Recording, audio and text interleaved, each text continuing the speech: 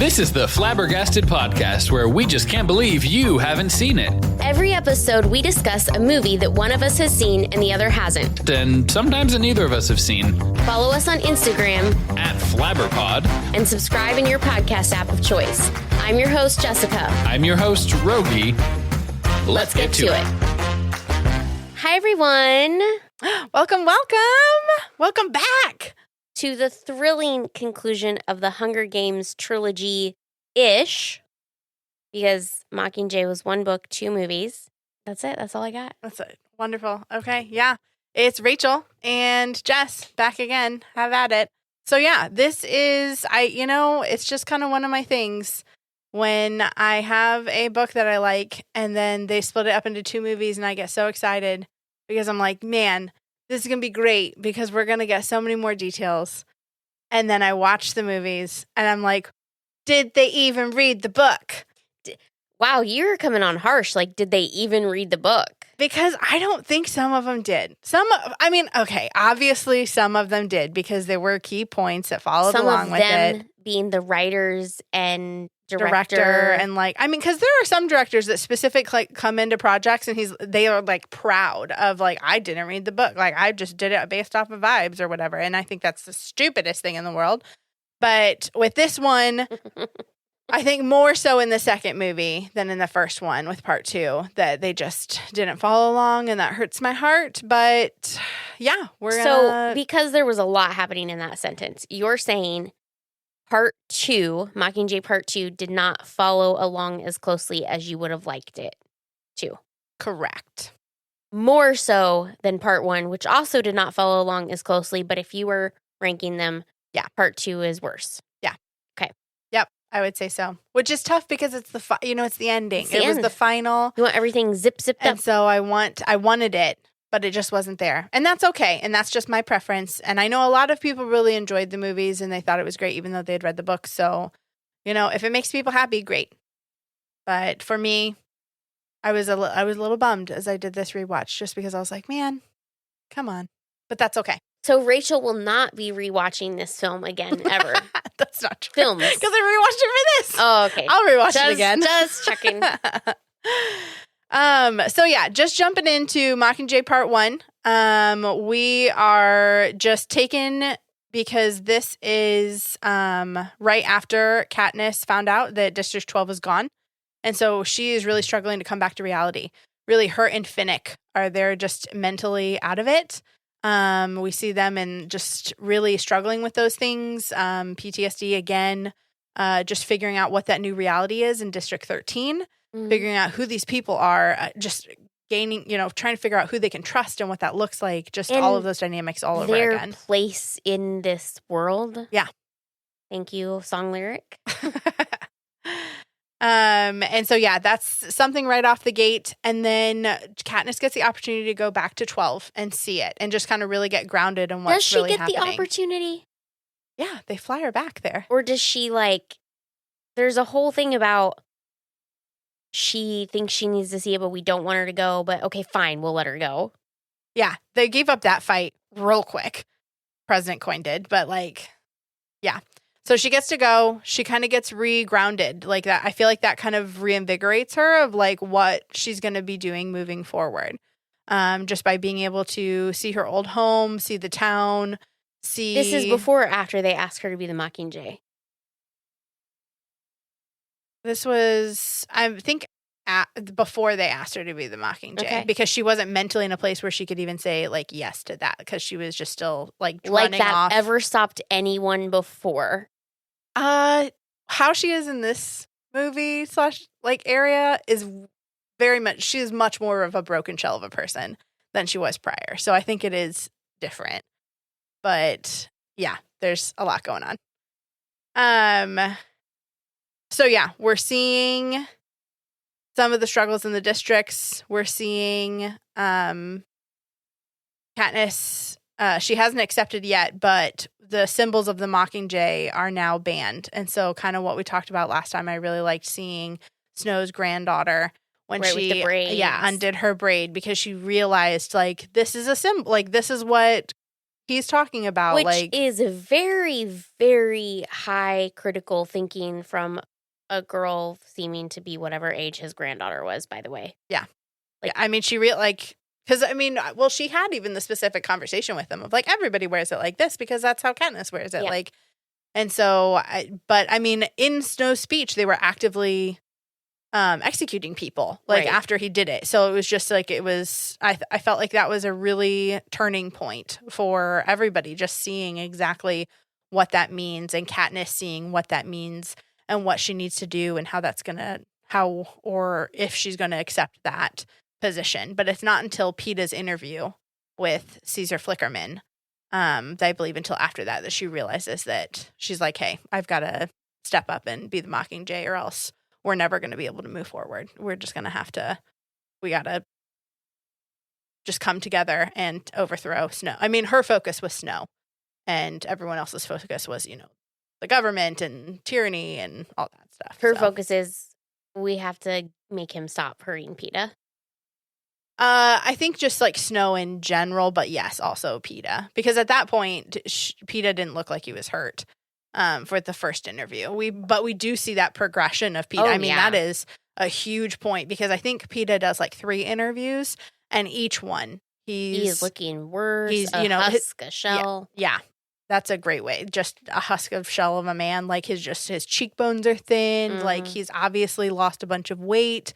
And from what it looks like, those interviews aren't very far apart. And so we've started watching Survivor. And so like, we see what can happen over like 30-ish days of lack of nutrition. But I don't think that those interviews were taken 30 days apart. So like they had to have been doing some hardcore work too. It can happen really fast if you're not. Yeah. So what did you have any thoughts again on like Caesar Flickerman and just like his interviewing again? Just, I know we talked about it last time, but just kind of how he's really just dictating that narrative and just kind of leading Peeta along in some of those. Before you can really tell that he's doing it subtly. So that's kind of a stupid way to say it, but in the other movies, if you're paying attention, you can see how he's leading the interview and the conversation to what he wants to talk about or what he doesn't want to talk about. Yeah. Which he's pretty chill, because there's not a lot of resistance there. They're not just going to come out and be like, "Hey, Caesar, you're a jerk." Yeah. So that's fine. But now we're getting to the point where he really has to lead the conversation, and he has to do it in a way that isn't super obvious, but as you're watching it, you can tell it's super obvious, because the truth of the other side, or the truth of the other side, or what the other side perceives to be true. Mm-hmm. So you can see it in a way that I wonder if you couldn't see it if you didn't have that exposure. Yeah. So if like they did this whole thing from the vantage point of somebody in the Capitol, would they be able to tell? Would they be able to tell that when Caesar he's like, "Oh, you're too upset. Maybe you can't talk about this." Like, obviously, he wants Peeta to make that point, or like that statement that he did. But like, that was just a way of cushioning it that we need to move on to the next point. Like, this is what's happening. Well, you're making the point I want to make, but you might be talking a little more than I'm comfortable with, and we need to stop that. Or you might be, in this moment, I feel like maybe you're going to say a little more than I want you to say, or you're going to have a different tone than I want you to have. So let's downplay you, or that's not the right word, not downplay. Let's condescend to you, make other people think that you don't know what you're talking about. Like, he's really beating up Peeta's credibility at the same, like, for both sides. Mm-hmm. Yeah. He's just making it so he seems kind of unreliable. Right. But they're also using him as like, he's our Capitol boy. Like, this is someone that we have. And So, don't like him. Well done, though. It was very well done. But I mean, love Stanley Tucci, but this character is one of the major villains for sure. Yeah.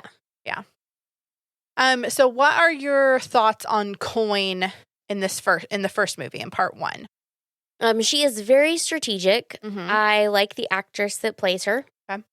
She does sort of I think she's over it.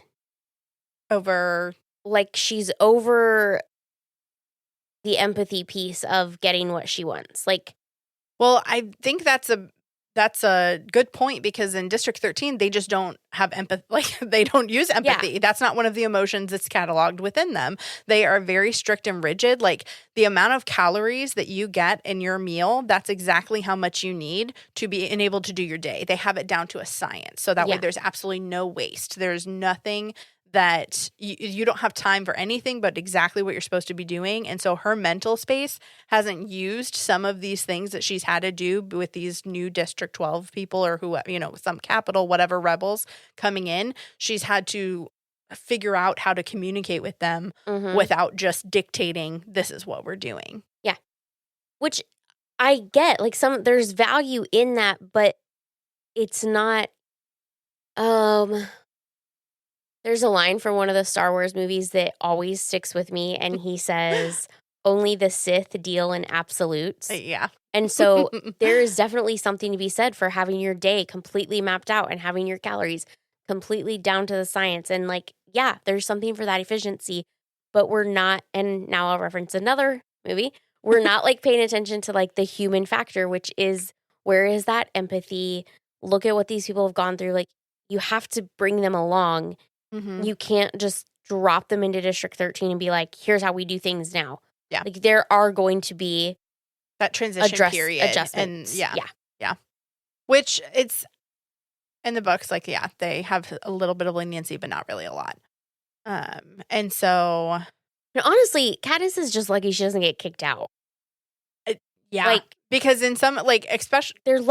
She's lucky they need her and they recognize that enough to not just boot her out. Because in the book side of things, like, they throw people into jail, like in District 13. Like, people that aren't doing the rules or aren't following along, like, we don't see more of that discipline, but, like, Katniss got away with a lot just because of that Mockingjay piece. If she were any other person, they would have booted her or done something ridiculous. It was only because of who she was. So, yeah. So I was loving when Effie came into the scene. It's, again, not how it was done in the books, but it doesn't matter because I love Effie. And my favorite line from her in this movie was, everything old can be made new again, just like democracy. And so she's just trying to, bring things new again, trying to help Katniss become whatever her best self can be, because she's one of the few people that know her the most out of a District 13 and can help her become the Mockingjay, so that way they can start up these propos to get things going. What were your thoughts on that first, like, propo scene where she was just in that stale environment and, like, they were adding everything digitally, and then, like, Plutarch was, like, yelling at her from the other side of the screen? I mean, you're taking this kid, because she's still a kid. Yep. You're asking her to act. I mean, you want her to be more enraged. Like, I'm sure she's enraged about what's going on, but you're not doing a very good job of, like, laying this out for her so that you're not bringing up these emotions in her. You're just telling her what to do. Yeah. So you're not, like, bringing it out of her. Yeah. And that's why it fails so spectacularly. And, that's the truth. Anytime Katniss ever did anything worth talking about, it wasn't, it was a reaction to something. This is what I think based on what I've read, but I didn't go back through and look about. I didn't read, or I didn't watch and, like, click notes for every single time she did something worth talking about. I'm just saying that's what I remember. Yeah. Anytime she did something worth talking about, it was in reaction to something. Which they talked about in, like, the meeting next that Haymitch had with them. Yeah. So, like, it was just like, this isn't going to work. Yeah. And part of being a good director, I think, not that I have any film experience at all, is knowing how to, like, help your actors get the point of view you're trying to help portray. Yeah. Right? Part of that comes from them and what they can pull, and that's being a good actor. But part of the good director part's, like, meeting them and being like, this is what I want this scene to say. Again, no film or theater. Well, I've, like, I've been in plays, but, let's not get crazy. Oh, one of the, like, little moments that I really liked about the first one was that you see a little bit of Katniss spring back when BD's showing them the new weapons that he has, the gun for Gale, the bow for Katniss, and then the trident for Finnick. And so when Katniss goes to shoot the arrow with this beautiful bow that he made her for the propos as well as for function, she picks up an arrow and she starts to twirl it. And then she goes like she's gonna, and then he's like stops her because she's got like the bomb arrow. And so he's like, don't do that in here, obviously, because we're underground. And she's like, oh, okay, yeah. Just good, like her getting to have a little glimmer of happiness again, like just kind of something that used to spark joy and that she enjoyed doing. Home for her. Yeah. She's very much at home with that because she did it so often. Yeah. Yeah. Did you have any feelings that came forward when she went to the hospital in District 8 and the people saw her for the first time? And even though they're bloody and bandaged and dying, they're asking her about the baby and like what's going on. Like where was your headspace? Where do you think Katniss was with that? I mean, Katniss doesn't understand, and nobody has explained it to her, that that's a piece of their hope. Like, their life right now is so terrible that they're thinking of something that is interesting that doesn't have anything to do with their life. And you know what I mean? Just the terribleness around them. So it's like, hey, here was a good thing. It's sort of their reality escape and something that they can hold on to. Yeah. Yeah. I feel like it definitely left Katniss torn because she was, you know, lying to people about it. But also I think she realized like what that lie was doing for people and like how that affected them and how seeing her, how much hope that was giving them and what that looked like. And that's the difference though between her as a symbol and her as an authentic person. And the two don't really blend because they've never gotten to see her super authentic. Because everything they've seen of her has been filmed and chopped up and everything. And that's why, like, it's super hard. You have, like, I definitely have my favorite actors and actresses. And then they come out in an interview and they say something that I fundamentally disagree with. And I'm, like, so bummed. And I'm like, you're like, oh, do you still support them? Do you not support them? Like, but then if you don't go to any of their movies, like, it's not only them that you're not supporting. It's, like, all the people that, you know, made the movie. Yeah. And then, like, it's not like I mean, again, don't know the film experience, but it's not like the person on the stunt team was, you know, the third level down person was like, had a choice in which movie that his or her stunt team was going to be. You know what I mean? Like, I think there's some choice, but I also think, like, at the same time, like, it's a living. Gotcha. So, anyways, the whole point there is, like, actors and actresses, you know, you're only seeing one view of them when you're watching a movie or something, and they can be a completely different person. So this is Katniss trying to, like, she's really experiencing those two pieces of herself. Yeah. That she probably didn't even realize existed. Does that track? I think so. Yeah. Yeah. So we get to see her being real for the first time, doing propo. And then I loved just the stark difference because we're in District 8. We saw the hospital. We saw how terrible things are, just the buildings in rubble. And then we switched to Snow at the Capitol, and he's watching a video of, like, Katniss is in 8. Like, what do we, you know, should we send some people out there? And you hear in the background, like, he's at a party, like, he's having a party. Yeah. There's music going on. There's clinking of glasses. You hear the little roll. He had just moved into the next room to deal with this situation and was about to go back. And so, like, it's just one of those things where I've seen on the internet where people are just like, oh my gosh, like, you know, during these terrible events in history, such as like the Holocaust, like how were people living their normal everyday lives? Like reading diaries of like, oh, you know, milk prices, like this is crazy. Like, what does that look like? But I mean, that's just a constant thing throughout history that there's people that are out there still, even though there's terrible things going on, they're just living their life like normal. Like for him, he's a terrible person and just super rich. And so like, that's a little different, but yeah, it's just, there's so many ways you can like break that down because for him, he's a terrible person and he's just living his life, but he's also providing a distraction to the people in the Capitol. Yeah. So maybe they're not feeling super connected to what's actually happening. Yeah. They're not as aware of... Which is his way of isolating them. Yeah, which is what they've always done, Yeah. is the Capitol knows only certain things of what's actually going on. That's the way he's built it up. And that's the way they want it. Yeah. Yeah. But then you could say, like, there's also, you know, just because there are terrible things happening, you still have to live your life because life doesn't just stop. And then at the same time, like, there are good things that can happen in the midst of terrible things because you have to have hope, because hope is worth, you know, living for. Yeah. Or else you just give up, you know what I mean, kind of thing. So, like, there's a balance there. I think from his perspective, he's definitely keeping them distracted and not allowing them to be involved with what's happening in the districts. Yeah. So we get to see Katniss shine. I mean, she takes down fighter pilots, and then she does this great propo of, like, oh my gosh, like, you know, you burn, we burn, you burn with us. Like, we're going to take down the government. Yeah. And they turn it out to this great thing where they can send it out to almost all the districts. They haven't been able to crack the Capitol one because BD did his job too well for the science of it, which I just think is just such a cute little BD line of just like, like he just wanted to do his best. But now it's like, now that I'm trying to take it down, this is tough. Like, how do I outsmart myself here?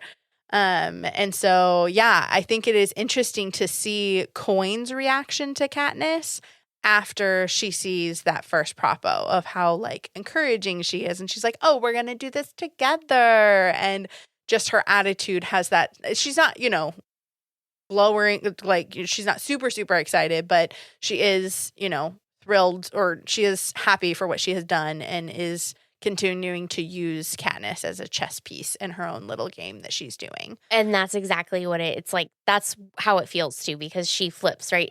First she's annoyed. Yep. And then she's like, oh, yay. But she's not, like, it's not genuine. Yeah. Because now she recognizes Katniss as somebody who has power. Yeah. Because she has to be very careful about recognizing that in front of Katniss and how much she recognizes it, because she doesn't want to tip Katniss off. Yeah. But because she's also watching her. That's part of the reason why she wanted Peeta at the beginning, was because I think because Peeta would be easier to control / like just Katniss, she's a wild card. So like we don't know what she's going to do. Yeah. And so, but now she's just kind of like tempering it to make her feel like. Peeta too, like, he's obviously very easily going to be able to talk to the districts. Yeah. He could have easily made that video. Peeta. Do you know what I mean? Peeta's a peach. We love him. She's like, that's what she wanted from the Mockingjay. Yeah. Was a headpiece. Yeah. So she gets a little bit of that. Honestly, I could do without Gale. I'm not a fan of him, because every time they start to do something, he just wants to bring it back to this supposed relationship that they have. And I literally put in my notes, Gale can chill out. Like, he can just take a breather, because I think they like were watching like the second one where he can see that like he's definitely declined, and he's just like, oh man, like now there's just no shot, because like, you know, he's not doing well. And I'm just like, chill your pants, bro. Like, this is not about you. Like, I mean, it's not, but you instantly think about the things that affect you and how they're going to affect you. Yes. Like, it's part of human nature, right? Yes. But it's the bigger picture. I mean, he's just not great at, like, not showing that. Like, not Gale. Everybody needs to know that's how you're feeling, Gale. I do like that he helped. I don't know when this is at in the storyline, but I do like that he is right there with the cat. That's jumping ahead, though. When the sirens come and they like air bomb the place. Oh, that's a little further along, but And Gale's like, he's right behind Prim and the cat. Like, so good for him. Like, well, he got so like Gale's not all bad. Like he's not. Yeah. Like he got. I mean, they share when they're when they start filming in District 12, and Katniss is kind of having a meltdown. Gale kind of takes over and talks about his experience of what happened during the firebombing. And he shares how they only got 915 out of 10,000 people out of District 12. Yeah, that's so, like, crazy numbers. And the only reason, or one of the reasons why that started was because Gale was a part of that and getting people out. So it would have been even fewer had he not, like, started with the other miners going door to door, like, we need to go, let's go, let's go. And then they were able to get, you know, less than 10% out to the meadow, so that way they were out of the way of the fire bombs because everybody else is on the main road. And so he's a good guy. This just isn't his story. Like, he's just not the main character in this story. He's a male. I mean, he's not a bad guy. Not a terrible guy. He's no Snow. That's right. He hasn't had as much time as Snow, so. Oh, you think he's, like, that bad? No, he's not that bad. Like, I don't think he intentionally is malicious. I think he's just a kid. Like, he, too, is a kid. No, because he's... Like 18. 19. Still a kid. Yeah, his brain isn't fully developed, but, like, he's smart. And he is able to do influential things in this series that I would say are not necessarily childlike decisions. Some of the stuff that he plays into. They're confronted with situations that are not childlike situations. So they, you know, are forced into that. I think some of it's just his mind, but we don't have to get stuck on the Gale track. So yeah, we're seeing the decline of Peeta, and then he almost starts to pull out of it when Beetee is able to break through to the Capitol, and then he hears Katniss singing for one of the propos they did. And that's the point where he, like, just is able to kind of get out of a little bit of that funk. Yeah, because he had a really deep connection with her singing, right? That was his first strong memory with her, is her singing. And so I think that was the perfect one, because that's that core memory that he has. Right. To the point where he warns them. Like, they cut off the intermission, like the transaction or transmission. There we go.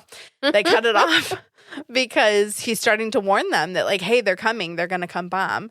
Which, how does he know? Why are we talking about this classified information in front of our prisoner of war, who we are actively brainwashing and, like, you know, all that stuff? I'm just throwing it out there. For those interviews, he's in the mansion. So I would assume he's just overheard something at that point. Because they don't have door locks and an east wing. I don't 100% know. Because he's not getting tortured at the mansion. He's getting tortured somewhere else.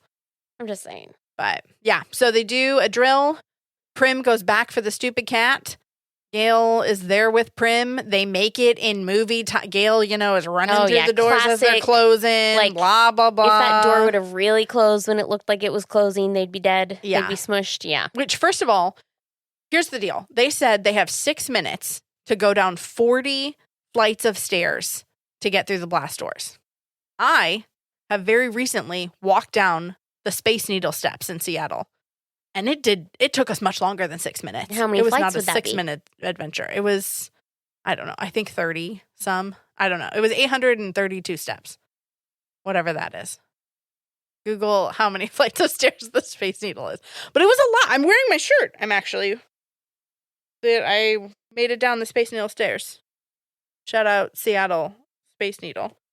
But, like, that many people to get down that many flights of stairs. Space Needle is equivalent to 90 flights of stairs. So half of what I did. Really? That many? Yeah. Ugh. That was awful. So anyways, I think that it was not a realistic time to get as many people that were in District 13 down 40 flights of stairs in 6 minutes. I think because let's also assume that they're not all in the prime of their exactly peak physical shape. Yeah. They don't have a lot of kids, though. They address that. Does somebody get trampled? I think Katniss falls over at one point, but I don't know. Okay. But no, nobody dies from it that we're aware of. So that happens, and then we start showing up more propos from that, and we get to learn more about Finnick's past. Did this surprise you when Finnick starts sharing about how Snow would sell off the victors and prostitute them and just essentially keep them as slaves, but they just still had that honorary voice of, you are a victor, but here's some jewels. You're with this person for the night. Or I mean, does it surprise me? Did I see it coming? Not necessarily. Does it surprise me? No. Because Haymitch says it in the beginning of the second movie or whatever, like, this is your life now. There is no other thing. Like, they have control of you now. Yeah. So I think, like, he prepped me for that. Yeah. So it wasn't like, it wasn't hard to believe, but it wasn't what I would have assumed happened. Yeah. And so that ties back into the line of Finnick where he shared that, like, he doesn't, when Katniss asked him, how do people pay you for your pleasure or anything? And he's like, oh, I don't deal with money or gold. Like, I just deal in secrets. And so that's how we got to know more about Snow. That Easter egg was dropped, too. I like to call it an Easter egg because it was basically laying the foundation for him to say that. Yeah. Because you're also, it makes you think of Finnick in a very certain way. Yeah. Like the charming, interesting outlook. Another little Easter egg that I really appreciate that they put in the second movie was that when they were entering their victor's ball at the president's mansion, and like they're going in, Katniss and Peeta, like they're arm in arm, and there is a very creepy man that reaches out and touches like Katniss's shoulder and kind of like rubs it as she's walking past, and she doesn't notice it as much. But I noticed it, that like there's already people that are like checking her out. Ooh, like, am I, what's this going to look like? And so what's her place going to be in the Capitol? And so we didn't get to a point where that's something that Katniss and Peeta had to experience. Did they talk about that in the book? They didn't like draw the lines. None of that came with none of it just happened to them. And so they go into slightly more detail in the books with Finnick. And so that's why so many people want a Finnick book, is just kind of like hear more. Because they dropped of, enough details to make you curious, but not enough to like satisfy you. Yeah. And so that's part of the reason why, I mean, with Joanna, that she's like, I don't have any family left to kill, because if you wouldn't comply, he would kill off your loved ones. And so she doesn't have any family, so she's not under that same bit. But Finnick had Annie and Finnick had Mags. So he did whatever he needed to in order to keep them safe. He had loved ones to lose. Yeah. And so it makes me think about like the siblings, Glimmer and... Right. Alan. Yeah, not Alan, but yes, Alan. And so like, what does that look like? Because I assume in my head, like the brother won first and then the sister won, the second year or whatever. Yeah. And so I'm like, did the brother warn her? Was there anything that shared? They do say back to back, don't they? I think it was back to back for them. So yeah, probably nothing happened within that first year that he was a victor. And so it just or didn't her. know, or probably it was probably low key. Yeah, because they were District They're the 1, frog but in still. the boiling water, or the pot of water that's being boiled, not the frog that's thrown into the boiling water. Yeah, it's just kind of slowly turned up. Yeah, so that's what I would say.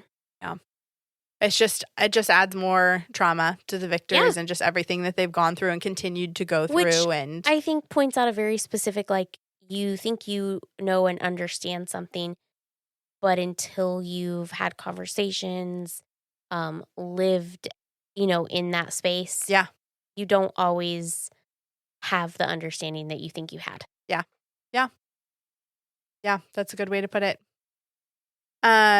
So then we get to the point where they actually go and save the tributes. Coin allows that to happen because the Capitol systems are down, because we're seeing the districts fighting back. We're seeing them with this lack of technology that they have, blowing up a dam, taking down a bunch of peacekeepers. Like they're doing stuff to... Isn't this one of her conditions?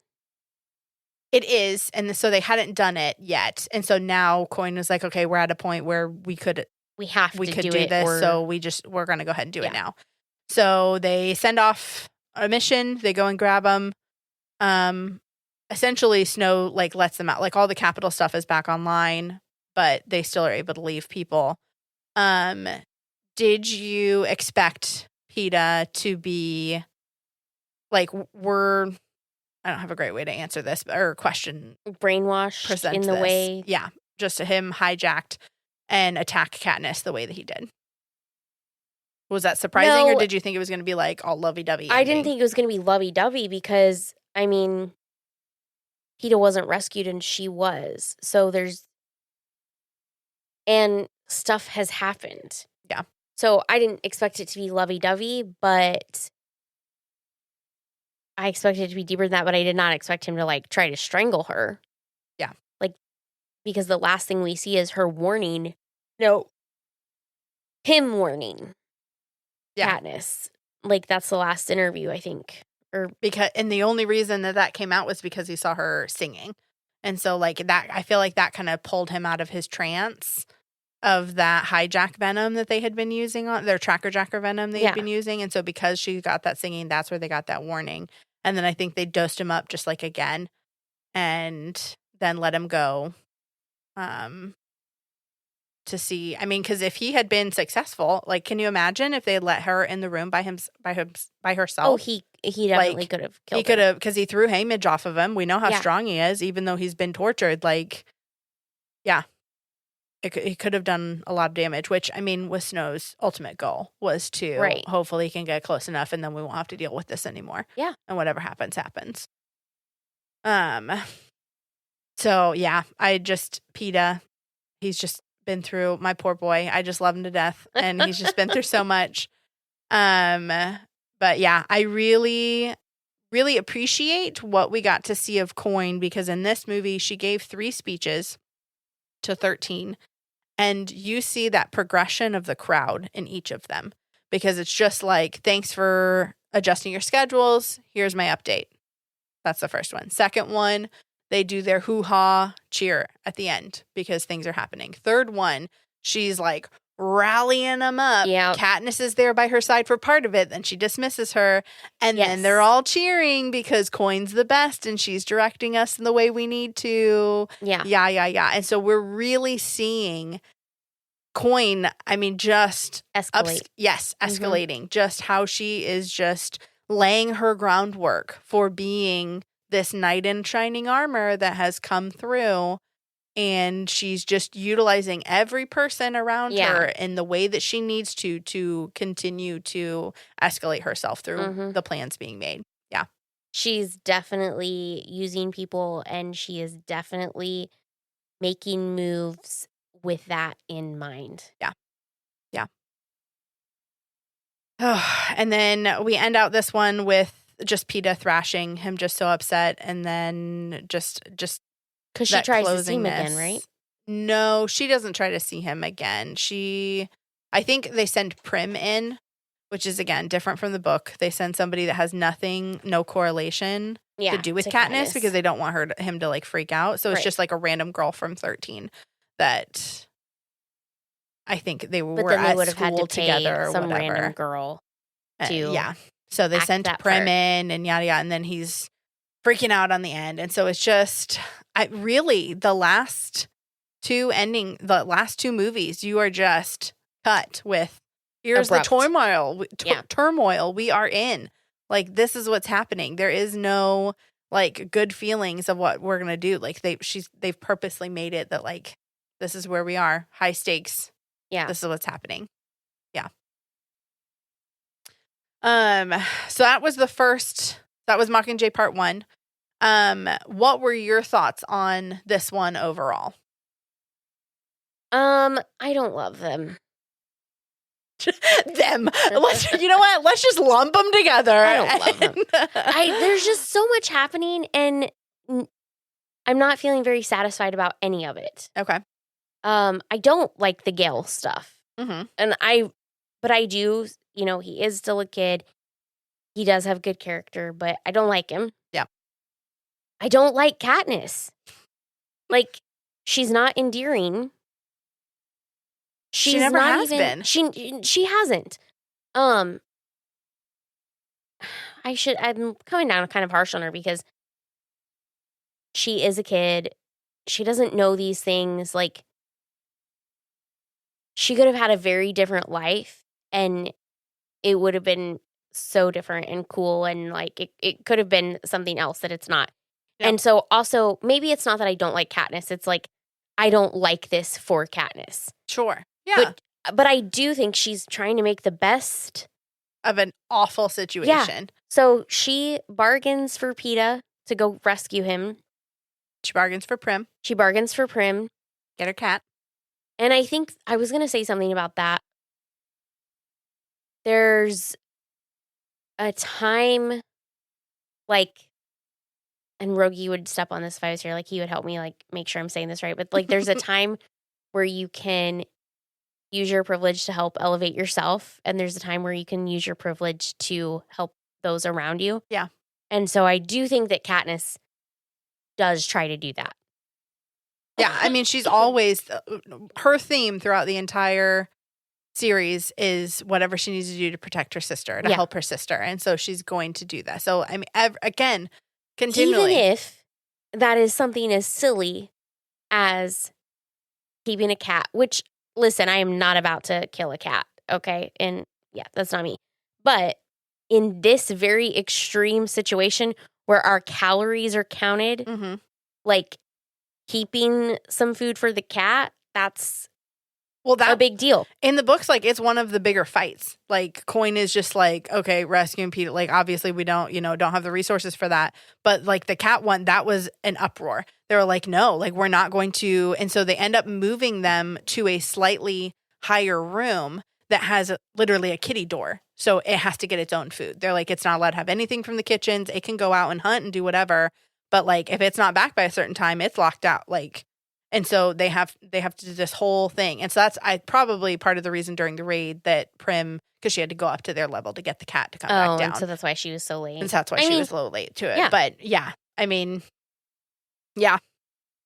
Katniss, I mean, she loves her sister and she still wants to protect her, but she sees a lot in this one how Prim has grown. Like, she's not that little kid anymore. And like, we talked about that a little bit the last time, but even more so this time. Like, she's starting to be trained as a medic. Like, they are utilizing her. They're giving her things to do. Like, she is the one that told her, like, hey, if you ask for something, they'll do just about whatever you want because you don't see how big of a key piece you are to this right now. Like, she's the one pouring into her sister. Because the true power players have made it so Katniss can't see how big of an influence she has. She's got shields that she doesn't know what's going on. Like, they are putting those in place. They're blocking her from it. Even the conversations that she's involved in are not necessarily the conversations she should be involved in. Like, there are conversations happening that she should have a seat at the table for that are not happening. Which ones are you thinking of particularly? Well, just like the whole strategy of everything that they're doing. They don't bring her in on any of that until it's something that she needs to know or that they need her help with. Yeah. And that's part of, I think, mainly part of like the whole chain of command thing of just that they have in there. But because that's like, also Coin's like power. And you she's either like, want her to be a part of it or you don't. Like, I mean, Coin doesn't. She just wants her to make the proposal. And that's go, what I'm saying. So, they're like shielding her from that because if she was really a part of this with them and she was really a partner in it, like Coin says in her speech, like she goes and gives the whole speech about, I don't know. I thought it was like being partnership with Katniss and like together they were going to do it, but maybe it's not that. I don't remember exactly. So, anyways, that's just.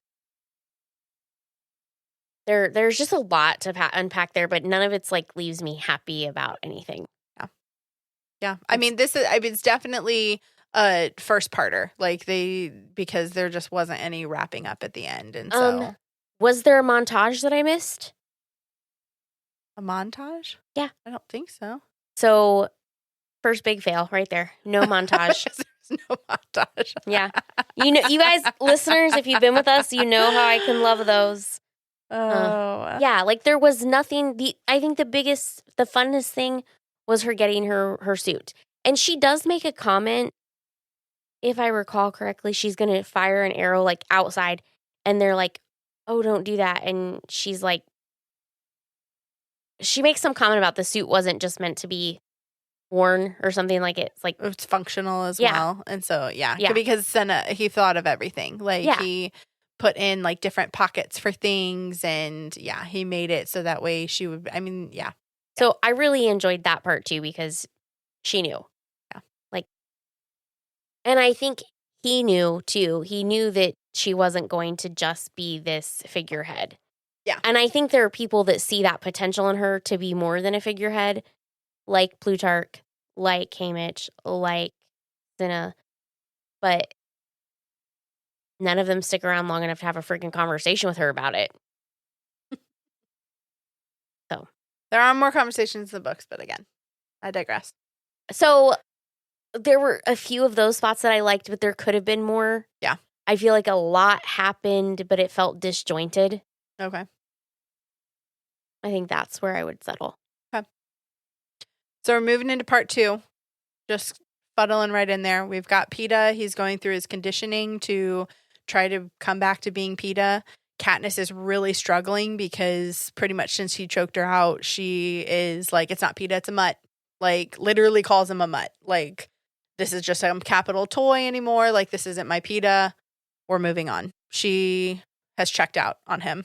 And that's just... Which is really horrible, but also, I don't know, trauma. Yeah, it's so hard for all of them. Like, it's just... Yeah. I mean, she doesn't actually know that he's not some kind of mutt because she has had firsthand experience with a lot of different, like, variations of things that the Capitol has created. So she doesn't know that he's not some kind of weird animatronic Peeta. Do you think that could be a possibility? Like, in the realm, I mean, obviously, since you've seen the movie now, you know different. But do you think that could have been like a possibility? Yeah, that just the Capitol. Yeah, because it was out? super suspicious that there's nobody here in the labs or whatever. Yeah, and then all of a sudden they got him. Yeah, because I did think that was very suspicious. I think that other people thought that as well. Like, I think that the people thought it could have been a realm within the possibility of like the Capitol could have had a body double, or they could have, done enough transformation that maybe this isn't quite him, or so that's interesting that was a take from you, because that's not one that I thought of, but now that I've been into it more, you can see I where can see the possibility of it. Yeah. So we are going off to District 2. We're trying to take down the Nut. This is the big thing. A bunch of the Capitol's ammo is in here, and their arsenal, and just like different stuff. Like, this is the big thing, the nut that they have to crack, essentially. The train. And so, yes, the train that's about to come out. They're talking. Gale is like higher up in the ranks now. He's talking strategy. He's talking with Beetee. They're working on stuff. Katniss should be in those conversations. Sure. I'm just saying. I wouldn't hate it if she was, but I don't think part of it, I don't think she wants to be. I agree with that. Yeah. But listen, you either pick up the mantle or you put it down. She just wants to go to bed. The poor girl. Which I get, but like, you have to be involved or people are going to make decisions and then you're going to complain about them later. Those are your options. So we're seeing Gale's strategy with like the 2 bombs, closing off the nut. Like, we're seeing he is very okay with collateral damage. He is. And Katniss is, if I'm recalling this correctly, she is not as okay with collateral damage. She's like, she brought up, so it's just okay for us to be killing people too. Kids now and stuff. Yeah, like people. And he's just like, oh, well, they chose the wrong side. It doesn't even matter if they're mopping the floors in there. They're still part of the Capitol. And she's just like, no, they're not. Yeah. Like, we're all been slaves in this. And Gale is just such strictly black and white. Black and white. Yep. He is not seeing any grayscale at all. I think that part of that is that we saw that unwrestling of him when he was back home at District 12 before all of this escalated what it is now. Like, he was frustrated with the government. He wanted them to pay for what they were doing to us and what was happening. And now he's getting to a point where he's been around people that are also feeling that way. Right. And so he's just fueled up, and he's just pushing forward with all he's got. Which, very good point of order. Why does Katniss feel the way she does? Is it because she has some exposure to what the Capitol actually is and the people that actually work there? So she's seeing and listening and hearing to people's stories who are not the typical Capitol people that stories you're being told about. So you have the people that are throwing up their food to eat more, but you also have like the servers and people who are The Avoxes, yeah. I think part of it is she's been in the games. She knows what it's like to kill others for the Capitol's pleasure. Yep. And then also she knows the childlike people of the Capitol that just have no idea what's going on, like her prep team and like, you know, just the people that are just so blissfully unaware, and she doesn't see them as that's their fault, and Gale does. It's not 100% their fault, but this is why it's always important to ask questions. Yeah. So, like, the people of the Capitol should be asking questions. Yeah. But you also have to remember they're being super sheltered in very specific ways. Mm-hmm. So that's a thing. Yeah. Which, that is structured. Snow has structured that to be that way. He has made it over his years of power to specifically pinpoint it this way as to leave the people out that need to be out of it, and the people, like, they have done an excellent job as cutting people off from each other and the truth of what's happening, or their truth of what's happening, because everyone has a different truth. That's why it's so important when you have a misunderstanding, dang it, to have a conversation. To just go through. Yeah. I found it really interesting when we do see the train, they come out and Katniss is like, stop shooting at them. Like, you know, it's like, let's hold off, like, let's chill. And then the guy pulls out a gun on her and he's like, tell me why I shouldn't shoot. And she's just like, can't, like, you know, this is all a terrible situation.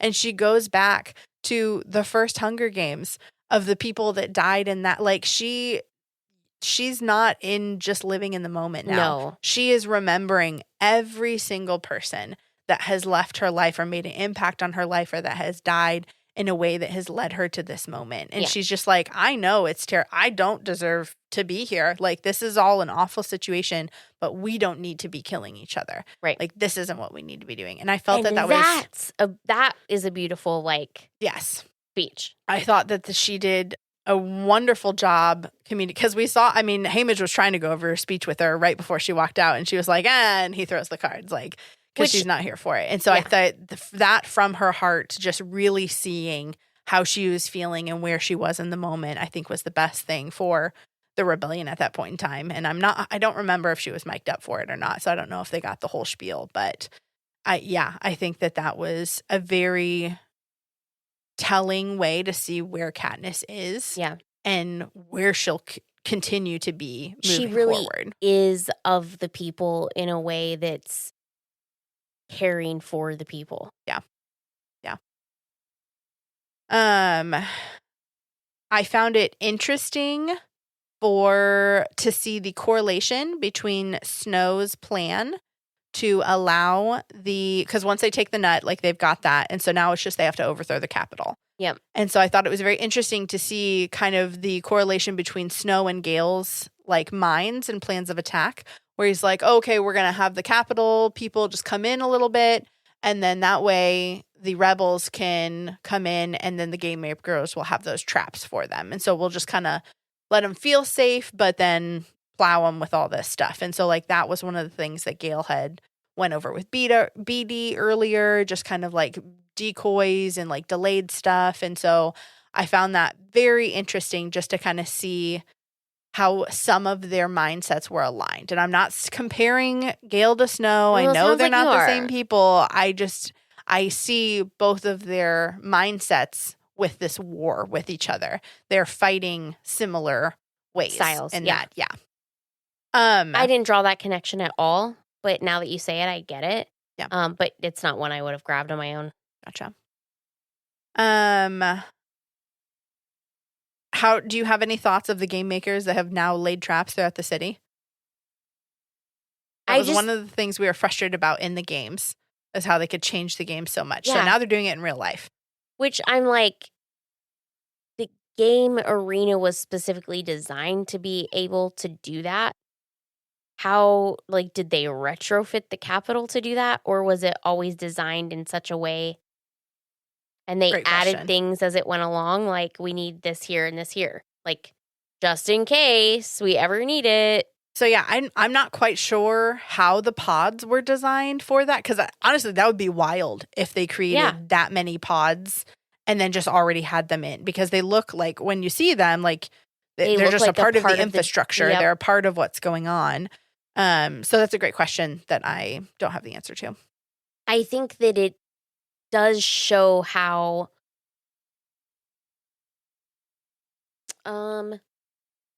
this is not just, it's not a simple, although nothing in war, I would venture to say, again, no war experience here, but I would venture to say nothing is quite simple.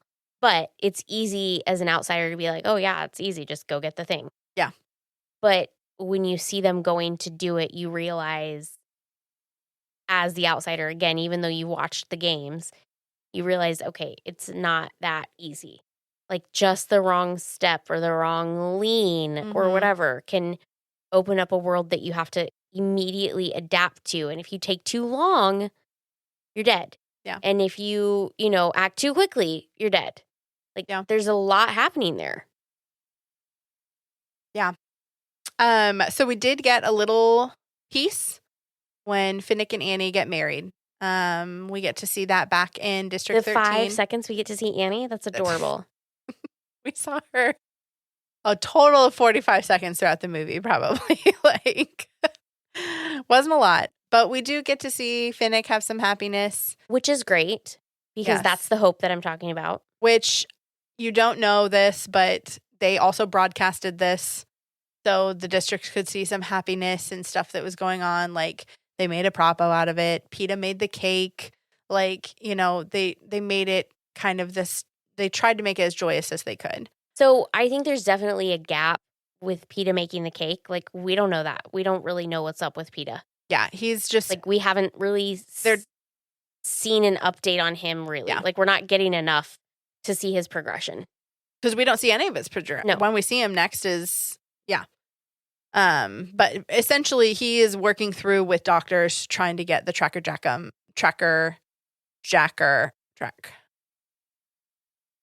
venom. The venom out of him.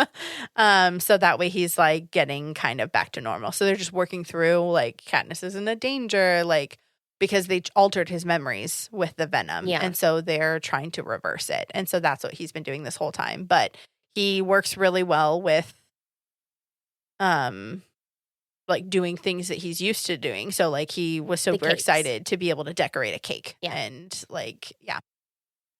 So we get to see the wedding. We get to see a little bit more of Joanna, who I really like, and I was really bummed that she's not in the second one or the third one or the first movie or whatever. And I'm really annoyed. Like, this is it. She's in it a lot more in the books. Honestly, it's a bummer. I wish that she was in the movies more. She was such a great character. Yeah. I think that she really, because she really helps Katniss through some things. And she really is able, I mean, because she was tortured horrendously herself. Yeah. And so she has a lot of growth as well. So I think it is a bummer. But I'm glad that we got a little snippet of her. And it was her normal, snarky self of just like, go get him, Tiger. So, yeah. I want her rom-com. Her rom-com. Yeah. Which it wouldn't really be a rom-com, but, Yeah. That would be a fun one. I did like at the wedding that there was like one instrument. There was a fiddler. And so like we got to see one of those. He came from District 12. And so we got to see him and he got to be a part of it as well, because it's so lost. Like now we just don't have any of that. There are no districts. And no, well, not yet. We still have a little bit of districts. But we're seeing a unification that we didn't. Yes, like very much we're so. Pulling from everybody's strengths, and we're realizing we can be something together. Yes. Okay. So this is pretty much where the movie goes off the rails and just kind of does whatever it wants. I seem so excited about this. So it's fine. I'm not going to get into it. But Katniss ends up at the Capitol. She's got a star squad. They're making movies.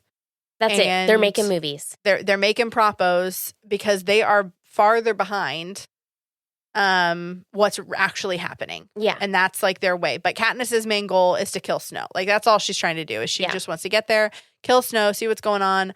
She snubs Coin. Coin's like, whatever she does, we're going to make it look like we told her to do this. We're in control of the narrative. That's all Coin's focused on. Yeah. Which Frickin' Coin. is consistent with how she's been. So also, Coin, it's consistent with the propos they've been doing. Yeah. So Coin decides to send Peeta to the Star Squad. Why do you think she did that? Yeah, I don't get it. I don't know why he's there at all. So he's there to show that, they're on the same team again. I mean, she did it so that way if an opportunity came up and he accidentally killed Katniss. Yeah. Oh, no. Like, it was definitely a move on Coin that if she gets eliminated, so be it. Get it on camera. Like, Katniss had said that earlier. If I die, make sure you got the cameras rolling. Like, yeah. It was just a kind of another piece in her chessboard of, I don't like how Katniss is doing this. Let's throw this wrench in there. Also, that way he's not here. Like, we don't have to worry about him. Like, let him be their problem. And so I think it's really, I liked seeing the Boggs and Katniss relationship because he was aware of that. Like, he's could tell right away. Leader. Yeah, didn't trust Peeta and was just like, okay, what do we need to do to protect Katniss? Because he came really, he's Katniss, Team Katniss for sure. Which is weird because you don't really pick that up any other time. Apparently you pick it up in the books. A little bit more in the books. But something I really appreciated for Peeta moving forward was the real and not real. I thought that was so helpful when Finnick was like, just ask. Like, that's what Annie needs sometimes is like, what's different? What's going on? And so they got to have that moment where Katniss let her guard down and he was just like, I don't even remember what he said, real or not real. And she's like, real. And then she's like, your favorite color is orange. It's not, what you normally think of orange. It's in the sunsets. And she tells him how he takes his tea and just different things about him, how he sleeps with the windows open. And just like, she lets that wall down to let him see, like, this is how close we were. Like, this is how much of a bond we have. Like, this is where we used to be.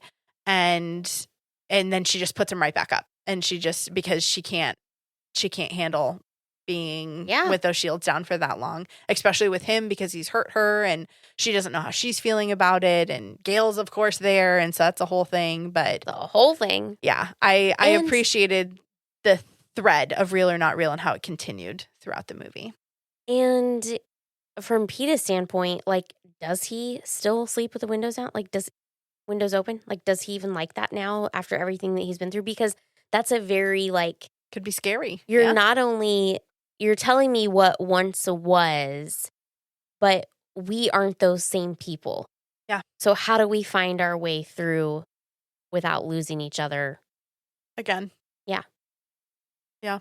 Which is I think it's a very real thing because I think that we as people have to be intentional when we grow in our relationships. Like, we can outgrow each other or just grow apart because our interests change and whatever, unless as people we make the conscious effort to, like, keep each other during that growth process. Yeah. Like, and some people it's a lot easier with than others, but there's still effort there. And we see, we continue to see little bits where Peeta has continued to be pulled out of it. Like, or the point where he kills one of their team members, like throws them into the tar pit thing that's going off. And then they have to, like, tackle him and wrestle him. And she goes up and gives him a kiss. And she's like, I don't remember exactly. Something like, will you follow me? And he's like, oh my gosh, always. Like, let's go. Like, he was just pulled right back to what it used to be. Mm-hmm. And then he realized what he had done. And that started to spiral him and just kind of kept him. Like, there's just, he goes through so many highs and lows of back and forth that, yeah. So when in that Boggs dies, we lose several people. And then Jackson, his second in command, is supposed to get the hollow that has all the pods in it. Do you think that Jackson actually believed Katniss, that she was on a special mission from Coin to kill Snow, and that's why the Propo team was there? Because, like, Katniss shared it, and everybody was like, no. And then the camera team was like, oh, yeah, like, this is why we're here. And then she ended up just saying, all right, sure. So, like, where do you think she actually lined up with that? One, I have no clue. First of all, no clue. Don't know. Two, I don't even believe her. Katniss? Yeah. Well, yeah. I That's mean, fair. And 3, I don't know why the film people believe her. I mean, I have not seen anything outside of them just watching her that makes them endearing to her or her endearing to them. okay. Like, I did not get any relationship building. I was not invested in those characters necessarily. So that's another big thing that why I don't love with this movie is because you don't see how much time passes, and like weeks are passing. Like they are with each other. This Star Squad has been together for weeks at this point in time, and even prior to that, like weeks had passed between like them securing the nut and like where they are in the capital. Like you're not.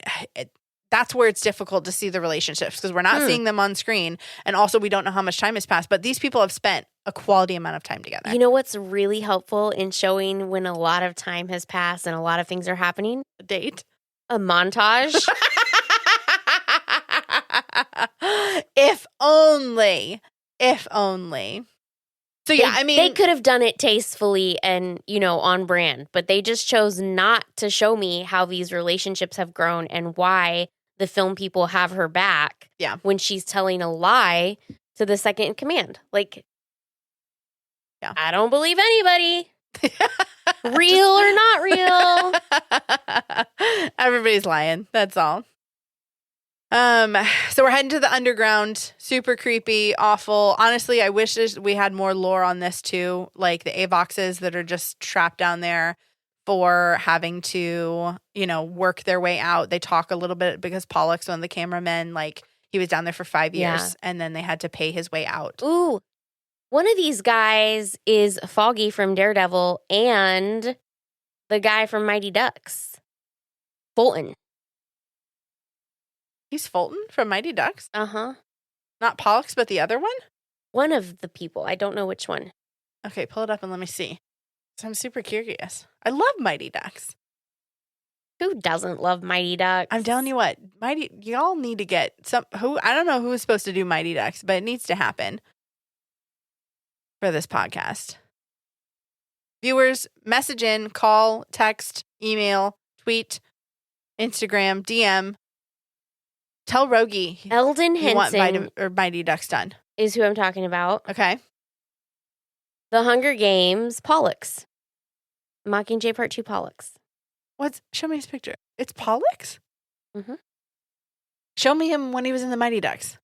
Because I was like, yeah, wait, I know who Pollux is, but I can't see him. It's because he has dark, shaggy hair. In the Mighty Ducks? Yeah. Oh, wow, that is him. Yeah. Oh my gosh, that's crazy. So, fun little tidbit. Thanks, Jess. Welcome. So he's down there. Yes, they're all in the underground, and they're trying to navigate through the pods because there's just too many up top. And so it's scary, obviously dark, crazy. They hear the mutts. They're coming after them. It's these lizard things. This is like they're in like subway tunnels. They're sort in of. That's like sewers what it looks and subway like. tunnel. Yeah, okay. Like it's the underground, and they come out on one of like what looks like a subway station. Yeah, where they end up coming out. That was kind of like hard to keep track of where they were. Yeah, but keep going. There's mutts. They're mutts coming. They're actually like these crazy lizards that reek of roses because that's like Snow's little torture to Katniss, and they're also hissing Katniss's name as they're crawling around the tunnels. Yeah, creepy. Because they are under the tunnels for like hours. Like the team, it looks like they're only down there for 10 to 12 hours, if that. No, they're down there longer than that. And so it's terrifying. It's a hot mess. And they lose a bunch of people on the way. Jackson, they lose, not Pollux. They're able to keep Pollux, but they lose his brother and they lose Finnick. And so we're losing all of these people that we know and we love and that we've become close to.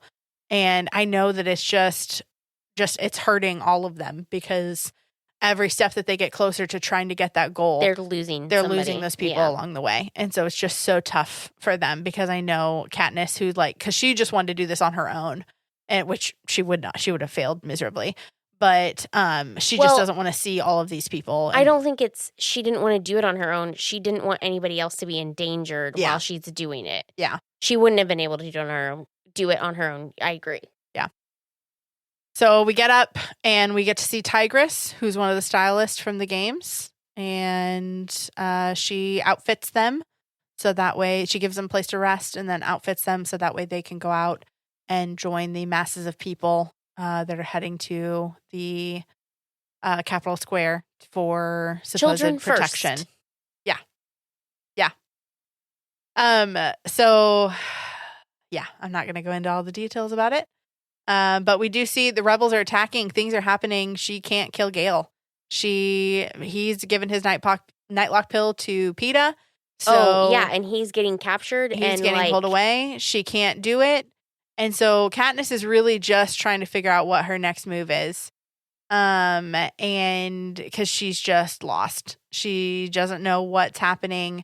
And then we see that medics have been brought in and they are starting to help the people of the Capitol, because that was something that Coin had, or not Coin had said, but one of the other, I think it was the leader from District 8 when they were on the FaceTime with President Coin. She was like, hey, like we can fight, but we are going to have medics standing by ready to help anybody that gets hurt. Right. It's not just our people.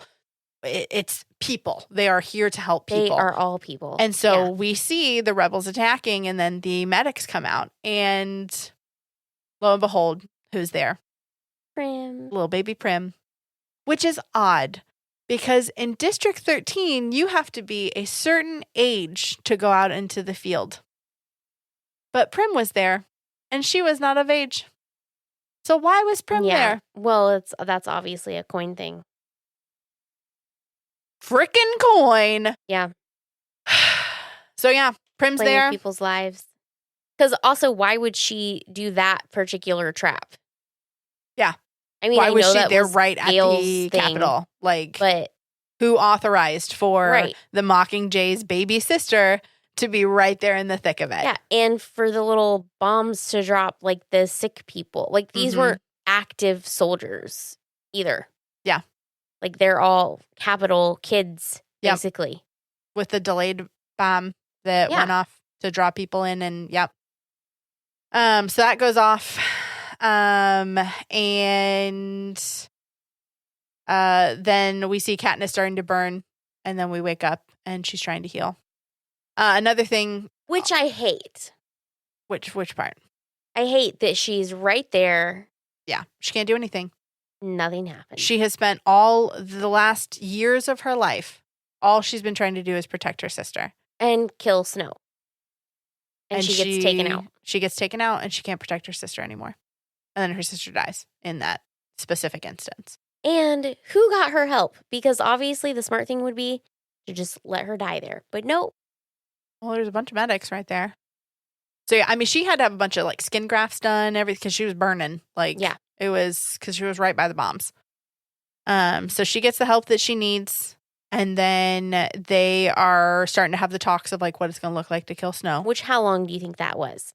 Oh, well, I mean, like they're in the Capitol, so like Yeah. they're near some of the fancy stuff, but I think it's still like a couple Oh, weeks. I forget that they have like fancy stuff. Okay. But all the doctors are mad at the rebel. Like, it's not just, everything goes back up into running. Like, we've got people that need to learn how to use certain things. We've got Right. some people that I'm sure are able to do it, but then how long is that line of people that need help, Yeah. able to get those resources and stuff? Yeah.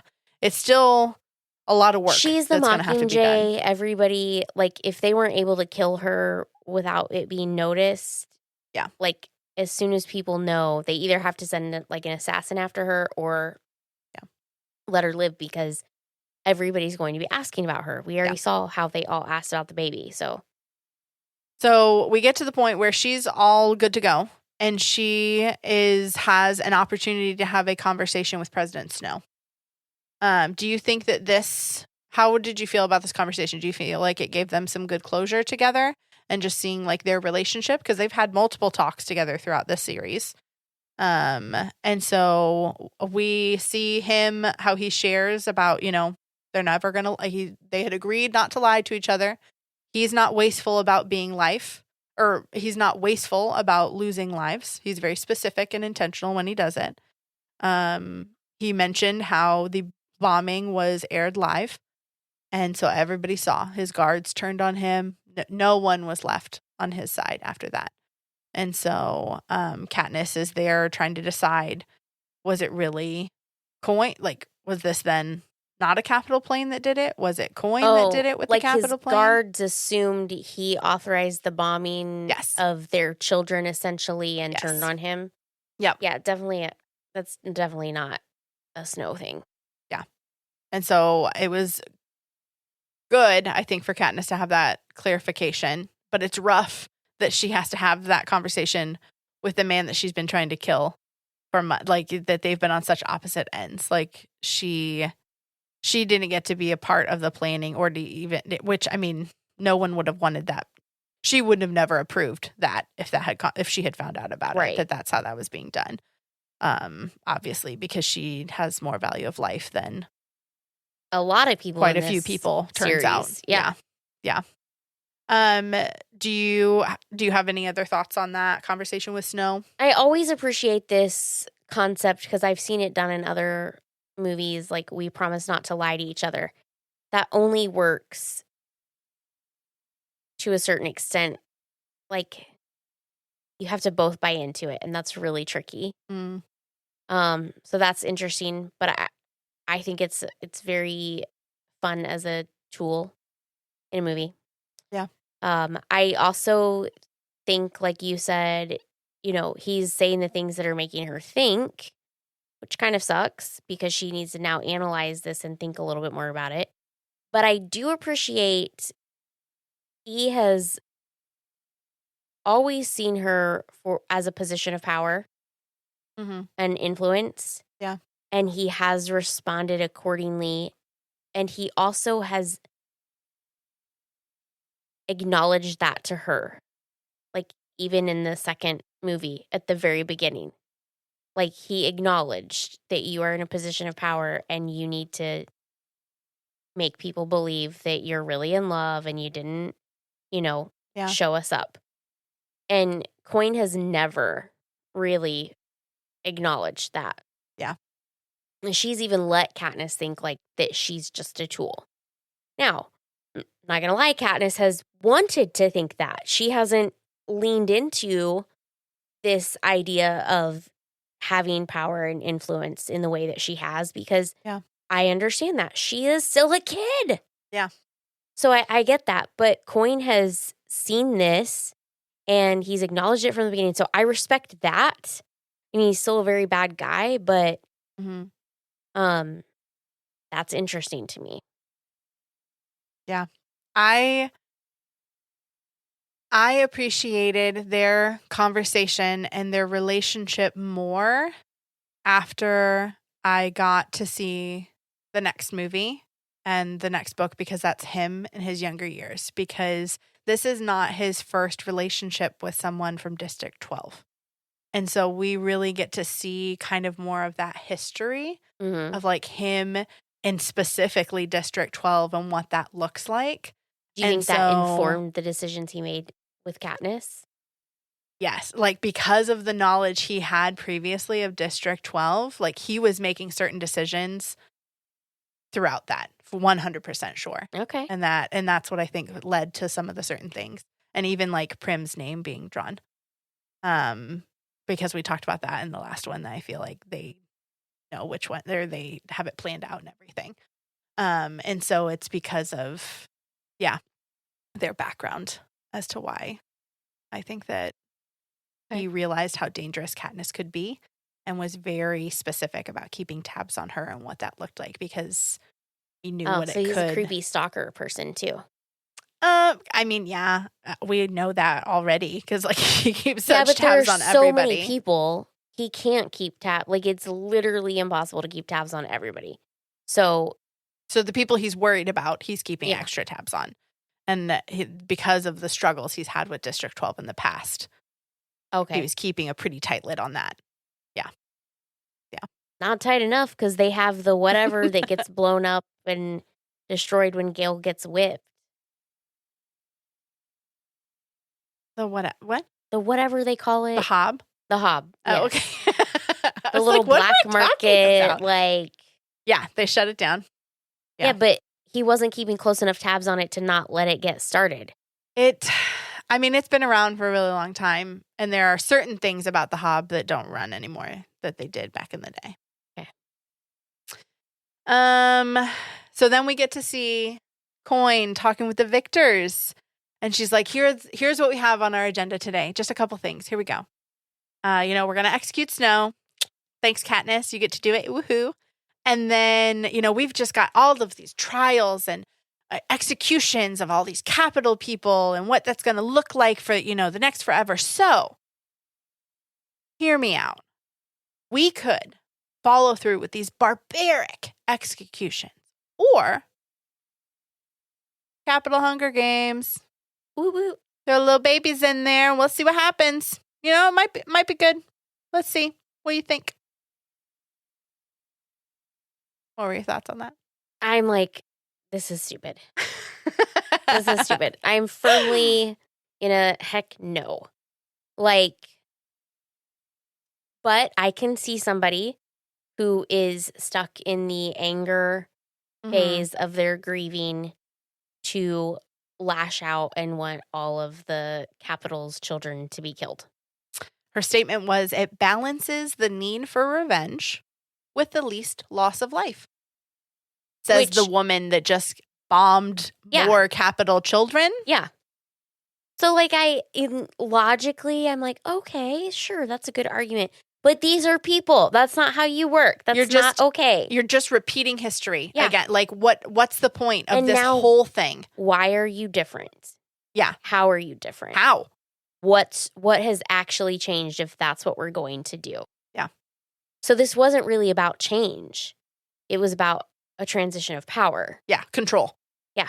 That's a better way to put it. Because that was the other point is that, the people are not in a place to do a vote right now. I'm just going to take over. I have taken on the burden. Right. To the interim president for the foreseeable future. Yeah. Yeah. And so, I really feel that it was because of Katniss's conversation with Boggs that he had earlier. Yeah. That if your answer isn't immediately yes, whatever Coin is saying, then you are a threat. And so Katniss saw that in those conversations, and that's 100% why I feel like she agreed to, yep, we can do that, because she didn't want Coin to make it feel like Katniss was a threat. Yep. And that was what they needed to do moving forward. She needed the free reign that answer was going to afford her. Yes. Yep. So we get to see Katniss walking down your favorite strip of the Capitol. So stupid. All the way down while the drums are drumming. So theatrical. And I love a good show. Get the fog machine out, get the lights. I enjoy a good show, but for whatever reason, this does not She's got her suit on, her makeup done. Effie had gotten her all dolled up and ready to go. Yep. And then she's standing there and she is really just looking at Snow, trying to figure out what, really who's the real enemy here? What does this look like? And so we get to see her as Coin is just standing up there, monster, just arms open wide. Why are you standing below? Because she's below? No, she's above. She's above. Why are you standing in the same? I guess above is a little better, but still. Because that was where President Snow stood for the podium, that in theory, whatever. But in practice, it seems like a bad decision. Well, I tell you what, the next person won't do that. No, they won't. They will not be doing that. But I thought it was I love the movie bit, in Disney movies where the villain's always wearing gloves, and someone that has something to hide, they're wearing gloves. Yeah. Coin's wearing gloves. Mm-hmm. She starts to and so I thought that was a fun little movie bit to it. But she puts an arrow right through Coin's heart. She topples over dramatically, and Coin starts laughing because what can you do? I mean, he's dying of tuberculosis and poison and all that jazz, and we knew that already. And so then the people just take over and they finish him off. So 2 of them got done. Katniss gets taken away. Pretty much just gets thrown into this random room with no furniture which again isn't what happened in the books. They literally throw her into a random room, like I think her old room in the training center. There's like no sheets on the bed. Like they just give her the bare minimum, and she's up there for days while they're trying to figure out what to do because they don't know. Everything's in chaos. Yeah. They don't have anybody telling them what to do either. Yeah. So then they've got to figure out who's taking over, what that looks like. Plutarch is there to help that out, but he keeps his distance. And so Katniss and Haymitch just go home. Like they have nothing to do in the cap. Like they're all done. Their jobs are done. So they go back to District 12 and a bunch of other people do too. And they start to rebuild. We don't get to see that, but they do. So they're living in their homes. Just chilling. Just trying to figure out what their life looks like now. Yeah, because what are they doing for food? Because they're not getting that monthly allowance from the Capitol. There's a train that comes in like once a month or something that brings in stuff Throw for some bread at 'em. The district. Like, because there's a bunch of other people from District 12 that have moved back home too from District 13. And by a bunch, you mean like less than 1,000. I mean, yeah, I don't know if more people went there as well. Like, because there could now be people from other districts. Maybe they fell in love and brought their honeys home. Exactly. Okay. So, yeah, we don't get to see all of that. We don't see any of that in the movie, but we don't get to see all of that. But we do get to see Katniss and Haymitch and then also Peeta just kind of figuring out what life looks like. So did these little bits, did those give you some closure that you were looking for of just kind of like, because we hear about we get a letter from Annie. She has Finnick's son. Gale and her mom are off doing stuff in other districts, so they kind of got some different closure pieces. Gale and Katniss's mom? Yeah. In the letter that's read, Gale is doing some job in District 2, like transportation or something. Like a little cougar action or no? So he's in a district, and then she's in a different district doing medical stuff. Like they're not together. They're not together. Annie is not with them either. She just says, "Hey, this is where these people went on to do, like they moved to do this, whatever." And she's got Finnick's kid, who's several years old. So like years have passed at this point. Yeah. So we're getting to see them figuring out what life looks like and just kind of working through, peacefully living together, real or not real. We see that again a couple more times. And then we even see them with kiddos at the end, which is something that Katniss historically never wanted because of the world that they lived in. So do you feel like that gave you some closure for them? Just kind of hearing where some of our core people ended up and what they're doing? No, but okay. I don't feel like that's wrong. I mean, Katniss's story is over. She's not going to take part in the new government. She's not going to be like, that's just not going to be something that she does. Yeah. So I don't feel like it's wrong, but I want to know, how is the new government going? What are we doing? What does our new social structure look like? Gotcha. So you just want more of that and you don't really care about Katniss's piece. I do care about it. I care about how it affects them and what's going on there, but you can't just like, okay, now they have kids. Like, there's a lot of in-between stuff. Yeah, I mean, years have passed. I feel like they could have aged them a little better to even show that. But I mean, this is something that we've been frustrated about the entire last 2 movies, is that we don't know how much time is passing. But like years are passing that before anything like that happens. But they're not giving me anything within that time frame. So I'm not, like, I still don't feel invested. Gotcha. Like, it's hard to explain because I care, but I'm just very annoyed with most of the characters anyway. So I don't feel like I'm a very good watcher of these movies. And I kind of feel bad because there are people that really, really love them, but I'm just kind of annoyed. Like, what's going on with the government now? And what was did Katniss get a punishment outside of just being isolated for a few weeks and then she gets to go home? Like, what's the conversation? What does that look like? They're not going to just forget her either. They're not. Not everybody. I mean, it's essentially, if they're writing history books, this is something they will write about, and they will write about how Coin was assassinated. Yeah. And inevitably, her name is linked to that. So people aren't just going to forget about her. And what does that look like? We're not even talking about that. I'm not saying that people are going to be like all buddy-buddy, but she is famous on a highly famous level, which is a stupid way to explain it, Jessica, but like royalty famous. Yeah. With a lot of different districts. Mm-hmm. Even the ones that we didn't like at all. You know, she's 1 and 2 still and like what is that word? It's not famous. It's the infamous. She's still infamous there, right? Yeah. So that has to look like something. She doesn't, and they know where she's at. So what is she on, like the Walk of Fame tour or the Hollywood Stars tour? Like people are going to come visit District 12 and they're going to see her at her house and Haymitch at his house. Like these people have meant something to the world and to their world anyways. So what does that look like? I think the main focus is just rebuilding. Like that's the biggest thing on people's mind, not so much the people that got them to where they were. Because the new president is it's the woman from District 8.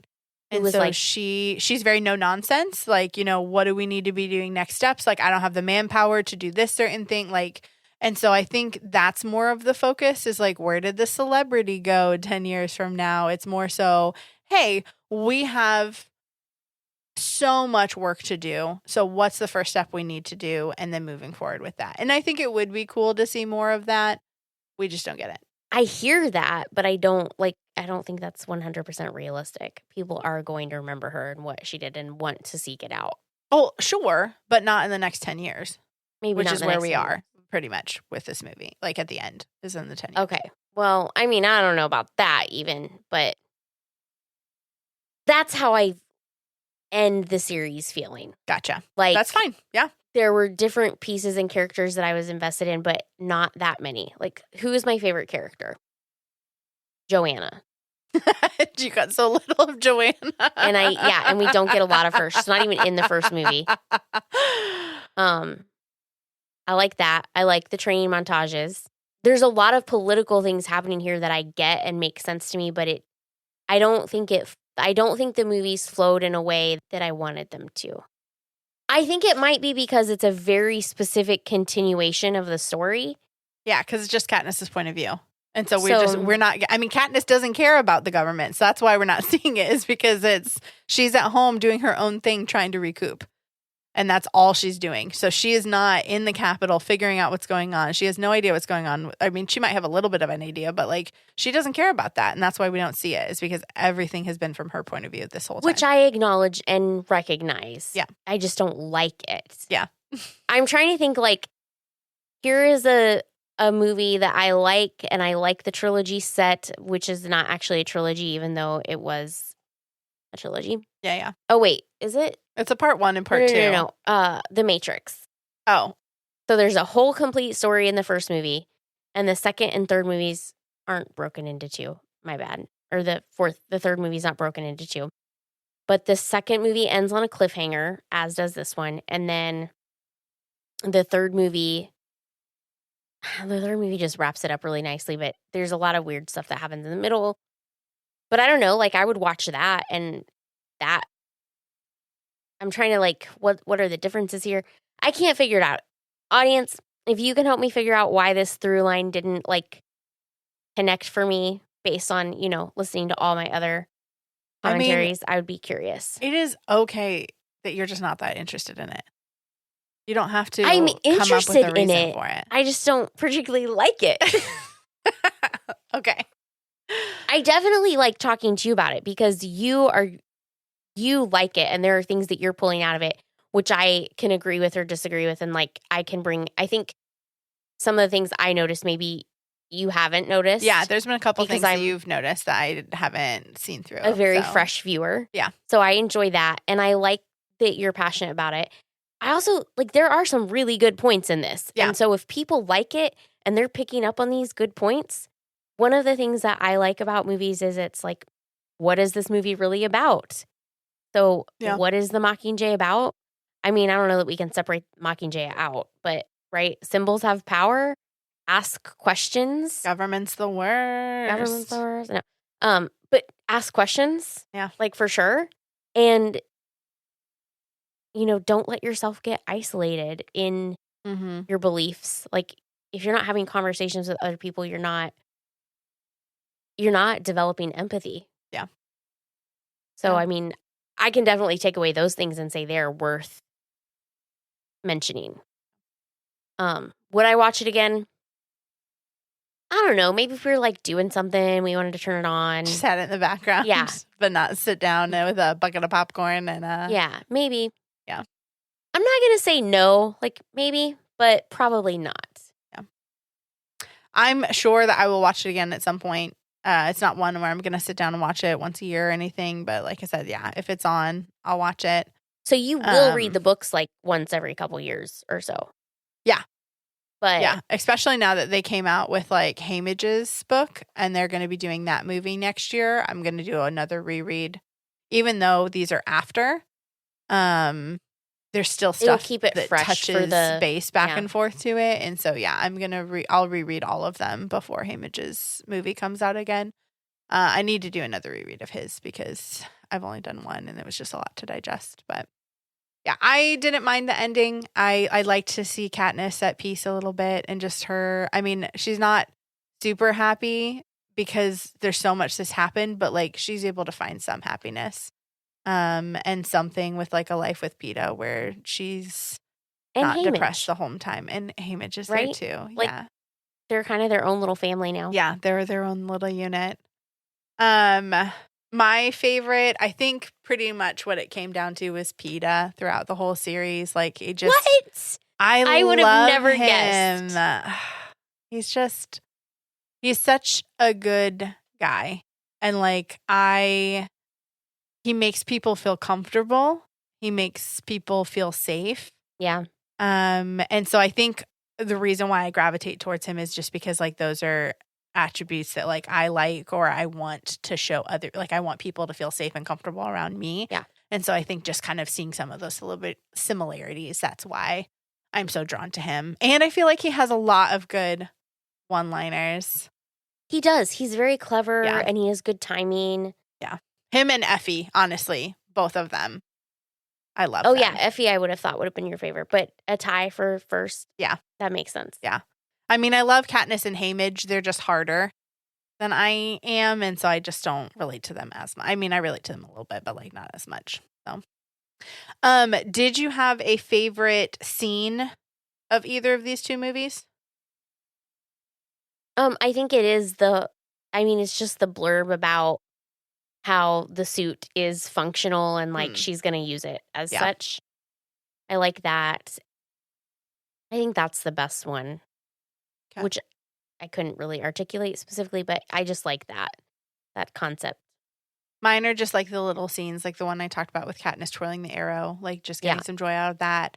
Effie, when she's talking about, when she misses her wigs, and so she remembered the head wraps coming back into fashion, just like, democracy and all that stuff. And so those little bits. She has some fun one-liners too. Yeah, she's the best. Love her. Were you, not a lot of people, but like definitely some people are curious about they kiss at the end, Haymage and Effie. Did you have any thoughts on that? I mean, I'm not saying there wasn't a like acquaintances with benefits kind of thing going on with them. Like they spend a lot of time together. Yeah. And so you talked a little bit about how you thought that there could have been, friends with benefits things going on. Because Effie, I'm pretty sure, like I don't have numbers exactly, but I'm pretty sure she's only District 12, maybe 6 years older than him. Kind of somewhere around there. Yeah. Okay. Yeah, because she, again, this is knowledge that I have. She called his name. From the first book. No, No. she wasn't the caller, but she was in Haymage's book. And she was like in college or graduate school, like in something. Okay. And he had been reaped and he was like, 16, 17.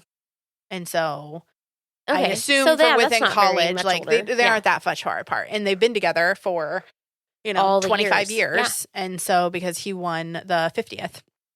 And so yeah, they just have a long relationship. Some people read into that. I see it as more of like a friendship thing. I mean, not all physical affection is sexual. Yeah. So it definitely could be. I think we've said that once already on this podcast. This Possibly. specific books, but so it definitely could have not been that. I don't remember it enough to know like if I felt like there was a lot of passion and chemistry behind it, which I don't know that I do think they had a lot of passion and chemistry together. Yeah. Like I think they were really just part of each other's lives. Yeah. And it was probably better to like live with each other than to despise each other. Yeah.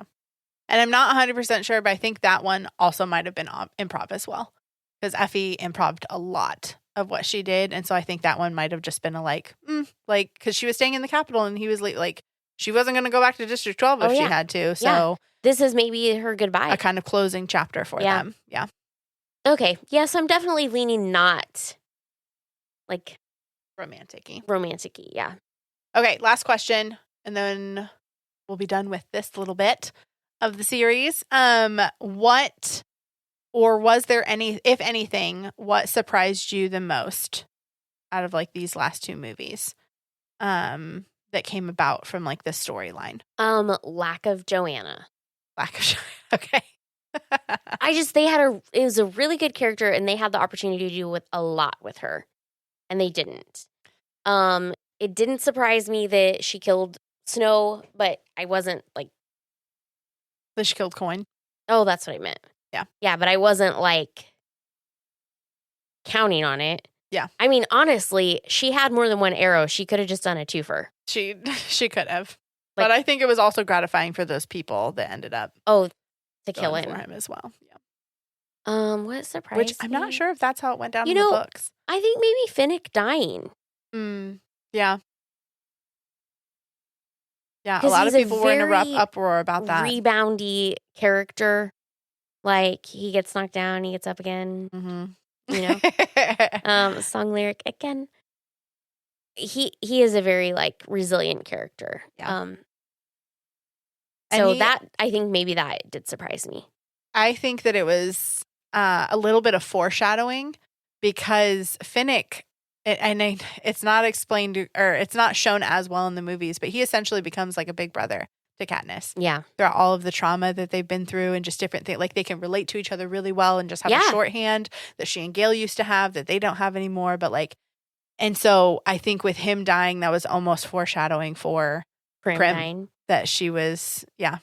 And the other thing that surprised me is Katniss not being able to take the kill shot at Gale. Because she did it for the tribute. Yeah. And she said she was going to kill Peeta if she had to. Yeah. But then she couldn't. So that, I think, was surprising, which is probably a whole psychological, like, study right there. Because she knew what could happen. And obviously, it's a good thing that she didn't. Because they ended up winning. Yeah. 2 minutes later. Yeah. But it was like such a... Because did she kill Finnick? Yeah. She dropped the hollow. So she knew with him, too. So, yeah. Because he was screaming her name. She was seeing them. So, yeah. I think that's a little bit surprising. Yeah. So was that a choice? I like him so much. I have such fond memories of him. I can't pull the trigger. Or was that I don't know that this is absolutely the end for him, and so I'm not going to pull the trigger. Like, I knew in the other situations there was no coming back from that. That's a good question. So that, surprising. I'm curious. Yeah. How do you feel about the things I'm surprised about? I think they're fun. I get it about Joanna. I do. Yeah. read the books. Like she's so much more in the books, and I love her. And so yeah, I like that you enjoyed some things about the movies. I know it's not your favorite. I know, but it's also not your least favorite. Right. But I'm glad that you have had some fun with it and that you've been able to just keep me happy as I'm like doing my little happy wiggle dance over here. Yeah. Anytime we get to talk is a fun time. Like, oh yeah. I feel bad because I go back and listen to our podcasts because I like just want to improve and hopefully like do better the next time I do it. And sure. So I like to, and I just love the sound of my voice. And sometimes we're just so comfortable with each other that we start talking over each other multiple times.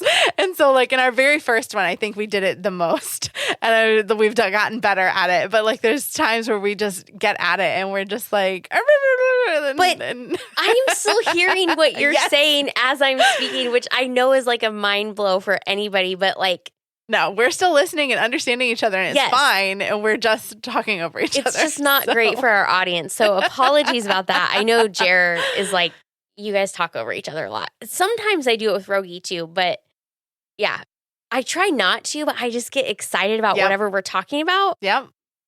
Yeah. So thank you for going on this Hunger Games journey with me. I had a lot of fun with it. Thank you, listeners, for hanging out with us for these couple long episodes. I apologize. I'm a bit of a talker, as you all know.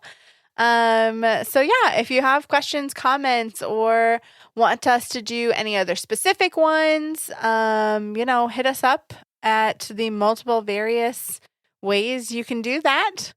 And we'll see you guys later, okay? Bye. Bye.